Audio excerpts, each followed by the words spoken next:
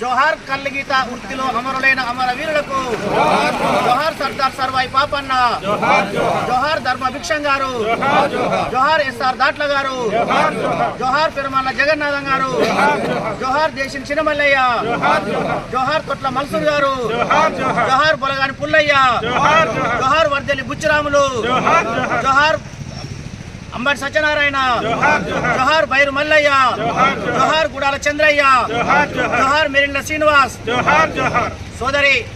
సోదరులారా, కల్లుగీత కార్మిక సంఘం తెలంగాణ రాష్ట్ర కమిటీ ఆధ్వర్యంలో తెలంగాణ రాష్ట్ర వ్యాప్తంగా ఆగస్టు 2వ తారీఖు బొలగాని పుల్లయ్య వర్ధంతి సందర్భాన్ని పురస్కరించుకొని ఆగస్టు 18 సర్దార్ సర్వాయి పాపన్న జయంతి వరకు రాష్ట్ర వ్యాప్తంగా కల్లుగీత కార్మికుల్ని సామాజిక చైతన్యం చేయడం కోసం చైతన్య యాత్రల్ని కల్లుగీత కార్మిక సంఘం ఆధ్వర్యంలో నిర్వహించబడతా ఉన్నది. మరి దాని పిలుపులో భాగంగా ఇవాళ సిద్దిపేట జిల్లా చేర్యాల మండలంలో ఉదయం ప్రారంభించడం, అదే రకంగా కొమరవెల్లి మండలంలో కూడా ఇవాళ మండల కేంద్రంలో సర్దార్ సర్వాయి పాపన్న చైతన్య సామాజిక యాత్రను ఇలా ప్రారంభిస్తూ ఉన్నాం. మరి అమరవీరుల్ని యాది చేయాల్సిన బాధ్యత, గుర్తించుకోవాల్సిన అవసరం, భవిష్యత్ తరాలకు తెలియజేయాల్సినటువంటి బాధ్యత కూడా మన మీదనే ఉండదని చెప్పేసి కల్లుగీత కార్మిక సంఘం భావించి గత 5-6 సంవత్సరాల కాలం నుంచి కల్లుగీత కార్మికుల సంక్షేమము, సామాజిక భద్రత కోసం కొట్లాడి అమరులైనటువంటి అమరులను గుర్తు చేయాల్సిన సందర్భాన్ని ఈ సందర్భంగా తెలియజేస్తా ఉన్నాం. కల్లుగీత కార్మిక సంఘం 1952లో మొట్టమొదటి మహాసభ గార్లలో నిర్వహించుకున్నాం. దానికి మొట్టమొదటి అధ్యక్షుడిగా ఎస్ఆర్ దాట్ల, కార్యదర్శిగా ధర్మభిక్షం గారు నియమించడం జరిగింది.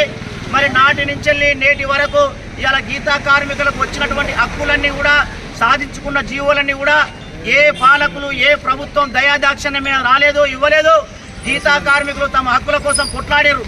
ఆ కొట్లాడమే కాకుండా పోరాడిండు. వీరోచితమైనటువంటి పోరాట ఫలితమే ఇవాళ కల్లుగీత వృత్తి గౌడుల చేతుల, గీతా కార్మికుల చేతిలో ఉన్నది. మరి ఒకప్పుడు చూస్తే మన పెద్దలు చెప్తారు, ఇటువంటి పెద్ద మనుషులు చెప్తుంటారు, ఈ మామూలు అర్రాసు మామూలు ఉండే తాటి చెట్ల మిగిలి పడితే పైసా కూడా వచ్చేది కాదు, ప్రభుత్వాలు పట్టించుకునేది కాదు అని చెప్పేసి. అందుకోసం ఈ వృత్తిలో మన పూర్వీకులుగా ఉన్నటువంటి పెద్దలు, ఈ వృత్తి మాది, ఈ వృత్తిలో పుట్టినాం మేము, మా నాయన పుట్టిండు, మా తాత పుట్టిండు, మేము పుట్టినాం, ఈ అర్రాసు మామూలు పోవాలి, కాంట్రాక్ట్ విధానం రద్దు కావాలని చెప్పేసి పెద్ద ఎత్తున పోరాటం చేస్తే సొసైటీలు, టీఎఫ్టీలు ఏర్పడ్డాయి.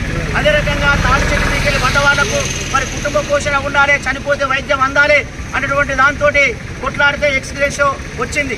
ఆ వచ్చిన ఎక్స్గ్రేషో క్రమంగా కొట్లాడంగా గత ప్రభుత్వ కాలంలో 5 లక్షలు సాధించుకున్నాం. మరి అట్లనే ఇవాళ కొన్ని గ్రామాలకు భూమి కూడా సాధించుకున్నాం. ఇంకా చాలా గ్రామాలకు భూమి కావాలి, చెట్ల పెంపకానికి భూమి ఇవ్వాలి ప్రభుత్వం. అంతేకాకుండా ఇవాళ నౌకర్నామా చట్టాన్ని రద్దు చేసుకున్నాం, మైపూజ్ విధానాన్ని రద్దు చేసుకున్నాం. ఇట్లా చెప్పుకుంటూ పోతే ఇవాళ గీతా కార్మిక సంఘం ఆధ్వర్యంలో నాటి నుంచి నేటి వరకు ఉద్యమాలు, పోరాటాల ఫలితమే ఇవాళ గీతా కార్మికులు హక్కులు వచ్చినాయి. మరి ఈ పోరాటాలు, ఉద్యమాలు నిర్వహించిన నాయకులు ఎవరైతే ఉన్నారో వాళ్ళను మనం స్మరించుకోవాల్సిన అవసరం ఉన్నది, మన భవిష్యత్తులకు తెలియాల్సిన అవసరం ఉన్నది. ఈ కల్లుగీత వృత్తి ఎప్పుడో పురాతన కాలం ఎట్లయితే ఉందో అట్లే ఉన్నది. అందుకోసం ఈ వృత్తిలో ఆధునీకరణ జరగాలి. ఇవాళ మనం చూస్తూ ఉన్నాం, శాస్త్ర సాంకేతిక రంగం పెరిగిన తర్వాత వ్యవసాయంలో మార్పులు వచ్చినాయి. ఒక 20 బత్తాలు పండినటువంటి పొలంలో ఇవాళ 60 బత్తాలు పండుతూ ఉన్నాయి. జామ చెట్లు, అన్ని చెట్లు శాస్త్ర సాంకేతిక రంగం పెరిగిన తర్వాత హైబ్రిడ్ వచ్చిన తర్వాత అత్యంత దిగుబడి ఇస్తూ ఉన్నది. మరి కల్లుగీత వృత్తి మీద ప్రభుత్వాలు ఎందుకు పరిశోధన చేయట్లేదు, మరి ఇందులో హైబ్రిడ్ విత్తనాలు తీసుకోవట్లేదు, నూతన ఆవిష్కరణలు ఎందుకు చేయట్లేదు అని చెప్పేసి అంటే కల్లుగీత ద్వారా ప్రభుత్వానికి ఆదాయం వస్తలేదు, లిక్కర్ ద్వారా ఆదాయం వస్తూ ఉంది. కాబట్టి కల్లుగీత వృత్తిని నిర్లక్ష్యం చేస్తూ ఉన్నారు. మేము అడుగుతా ఉన్నాం, సామాజికంగా ఇవాళ 5 లక్షల కుటుంబాలు ఈ వృత్తి మీద ఆధారపడి జీవిస్తూ ఉన్నారు.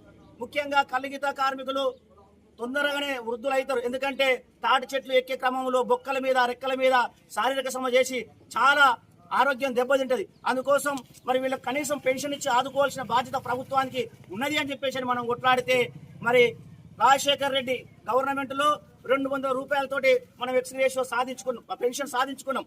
ఆ పెన్షన్ క్రమంగా అందరి లెక్క 2000కు వస్తూ ఉంది. మరి అది 50 సంవత్సరాలకు వస్తూ ఉంది. మనం అంటా ఉన్నాం మరి కల్లుగీత వృత్తికి సంబంధించి 2000 కాదు, ఎన్నికలకు ముందు మరి రేవంత్ రెడ్డి సర్కారు అనేక హామీలు వాగ్దానాలు గీతా కార్మికులకు చేసిండు. ముఖ్యంగా పెండింగ్ లో ఉన్నటువంటి ఎక్స్గ్రేషియో తాడి చెట్ల మీకెళ్ళి పడి ఎవరైతే కాళ్ళు రెక్కలు ఇరిగి ఉన్నారో వాళ్ళకి ఇవ్వాల్సిన ఎక్స్గ్రేషియో గత సంవత్సరం లష్కర్ కూడా సేఫ్టీ మోగుల కిట్లు ఇచ్చే సందర్భంగా చెప్పిండు 7 కోట్ల రూపాయలనే ఇస్తాయని చెప్పేసి అని. కానీ ఈ సంవత్సర కాలంలో మళ్ళీ కొంతమంది పడ్డారు. అదంతా చూస్తే 13 కోట్ల రూపాయలు ఇలా ఎక్స్గ్రేషియో పెండింగ్ లో ఉన్నది. మరి ఇంత పెద్ద బడ్జెట్ రాష్ట్రంలో 1,50,000 కోట్ల బడ్జెట్ ప్రభుత్వం పెడతా ఉంది. మరి గీతా కార్మికులకు తాడి చెట్టు మీకలు పడితే కాలు రెక్కలు ఇరిగిపోయి మంచంలో ఉండి చనిపోయిన కుటుంబాలకు ఇచ్చే ఎక్స్గ్రేషియో ప్రభుత్వం దగ్గర డబ్బులు లేవని చెప్పేసి మీనవేషాలు లెక్క పెడతా ఉన్నారు. అందుకోసం తక్షణం పెండింగ్ లో ఉన్నటువంటి ఎక్స్గ్రేషియో డబ్బులు విడుదల చేయాలని, దాంతో పాటుగా ఇవాళ ఎక్స్గ్రేషియో పెన్షన్ మరి 4,000 ఎన్నికల ముందు చేస్తామని చెప్పేసి అన్నారు.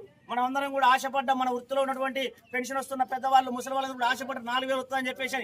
మరి 4,000 పెన్షన్ అమలు కావట్లేదు. అందుకోసం మన కలిగిత కార్మిక సంఘ ప్రభుత్వాన్ని అడుగుతా ఉన్నాం. 4,000 కాదు, వృత్తి పెన్షన్ 5,000 రూపాయలు ఇవ్వాలని చెప్పేసి.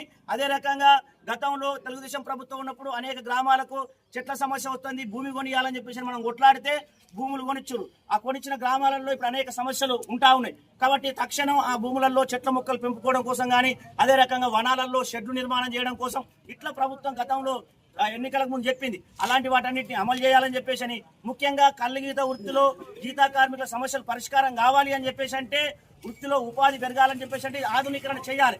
నీరా ప్రాజెక్టును హైదరాబాద్ని పరిమితం చేశారు. అది హైదరాబాద్ కూడా మరి కాంట్రాక్ట్ విధానంలోకి పోతా ఉంది. అట్లా కాకుండా గీతా పారిశ్రామిక సహకార సంస్థ ఏదైతే ఉన్నదో దానికే బిడ్డింగ్ ఇవ్వాలని చెప్పేసి మరి వృత్తి కోసం, ఉపాధి కోసం, కళ్ళగీత కార్మికుల భవిష్యత్తు కోసం, ఆర్థిక భరోసా కల్పించడం కోసం ఒక 5,000 కోట్ల రూపాయలు ప్రభుత్వం నిధులు కేటాయించాలని చెప్పేసి అట్లా కేటాయిస్తే ఇది గీతా కార్మిక సమస్య పరిష్కారం కావడానికి అవకాశం ఉంటుంది. దాంతో పాటుగా జనగామ అంటేనే చైతన్యం. అదే సర్దార్ సర్వాయి పాపన్న పుట్టిన నిలాడిన గడ్డ. జనగామ జిల్లాకు ఎన్నికలకు ముందు కాంగ్రెస్ ప్రభుత్వం చెప్పింది జనగామకు పాపన్న పేరు పెడతా అని చెప్పేసి. ఇవాళ మనం చూస్తా ఉన్నాం. జోగులాంబ దేవత పేరు మీద గద్వాల జిల్లా, యాదాద్రి భువనగిరి మరి యాదగిరి లక్ష్మీనరసింహస్వామి పేరు, అట్లనే భద్రాద్రి కొత్తగూడెం, నిర్మల్కు ఆసిఫాబాదు, ఇట్లా కొమరంభీం జిల్లా రకరకాల యోధులు దేవతలై వీళ్ళందరి పేర్లు పెట్టారు. వాటికి మనం వ్యతిరేకం కాదు. మరి సర్దార్ సర్వాయి పాపన్న పేరు జనగామ జిల్లాకు పెడతామని చెప్పేసి ఎన్నికల ముందు ప్రభుత్వం ప్రకటించింది. అంతేకాకుండా మొట్టమొదటి అసెంబ్లీ సమావేశం జరిగింది. ఆ అసెంబ్లీ సమావేశంలో తీర్మానం కూడా పెట్టారు, జనగామ జిల్లా మేము వాగ్దానం చేసినాం, ఇస్తామని చెప్పేసి. మరి ఎందుకు జనగామ జిల్లా పేరు పెట్టడం లేదు, ఎందుకు ఆలోచిస్తా ఉన్నారు? అందుకోసం తక్షణం ఈ సర్దార్ సర్వాయి పాపన్న జయంతి 18వ తారీఖు లోపు జనగామ సర్దార్ సర్వాయి పాపన్న జిల్లాగా పేరు పెట్టాలని చెప్పేసి. ఇలా ట్యాంక్ బండ్ మీద అనేక మంది మహనీయుల విగ్రహాలు ఉన్నాయి. మరి ఆ మహనీయులకు గౌరవిస్తాం. అదే సందర్భంలో కళ్ళగీత వృత్తి నుంచి వచ్చి రాజ్యపాలన చేసి నైజాం నవాబు ప్రభుత్వాన్ని దించేసి ఒక ప్రజారంజక పాలన చేసినటువంటి వాడు సర్దార్ సర్వాయి పాపన్న. మరి సర్దార్ సర్వాయి పాపన్న విగ్రహాన్ని ట్యాంక్ బండ్ పైన ప్రభుత్వం పెట్టాలి, ఆ బాధ్యతగా తీసుకోవాలి అని చెప్పి సందర్భంగా చెప్తా ఉన్నాం. ప్రభుత్వం కనుక పెట్టకపోతే వచ్చే ఆగస్టు 18వ తారీఖు వరకల్లా కళ్ళగీత కార్మిక సంఘమే అన్ని గౌడ కళ్ళగీత కార్మిక సంఘాలు కలుపుకొని పాపన్న విగ్రహాన్ని తీసుకుపోయి ట్యాంక్ బండ్ మీద పెడతామని చెప్పేసిన సందర్భంగా ప్రభుత్వానికి తెలియజేస్తా ఉన్నాం. ప్రభుత్వం గతంలో సర్దార్ సర్వాయి పాపన్న జయంతులు వర్ధంతులు జరపాలని చెప్పేసి మన సంఘం కొట్లాడిన ఫలితంగా గతంలో ఉన్నటువంటి ప్రభుత్వం కేసీఆర్ గారి ప్రభుత్వం సర్దార్ సర్వాయి పాపన్న జయంతిని అధికారికంగా ప్రభుత్వం నిర్వహించింది. అట్లనే వర్ధంతిని కూడా నిర్వహించింది. కాబట్టి ఈ ప్రభుత్వం సర్దార్ సర్వాయి పాపన్న పేరును జనగామ జిల్లాకు పెట్టి అదే రకంగా ట్యాంక్ బండ్ మీద విగ్రహం పెట్టి ప్రభుత్వం యొక్క చిత్తశుద్ధిని నిలబెట్టుకోవాలని చెప్పేసి, అదే రకంగా గీతా కార్మికులకు ఇచ్చినటువంటి హామీలన్నిటి కూడా అమలు చేయాలని చెప్పేసి ఈ సందర్భంగా కోరుతా ఉన్నాం. మేమందరం రకరకాల రాజకీయ పార్టీలలో ఉంటాం.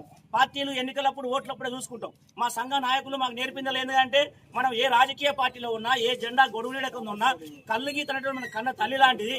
ఆ కళ్ళగీత వృత్తి పరిరక్షణ కోసం, గీతా కార్మికుల హక్కుల కోసం మనం అందరం ఐక్యంగా పోరాడాలని చెప్పేసి మన సంఘం చెప్పింది.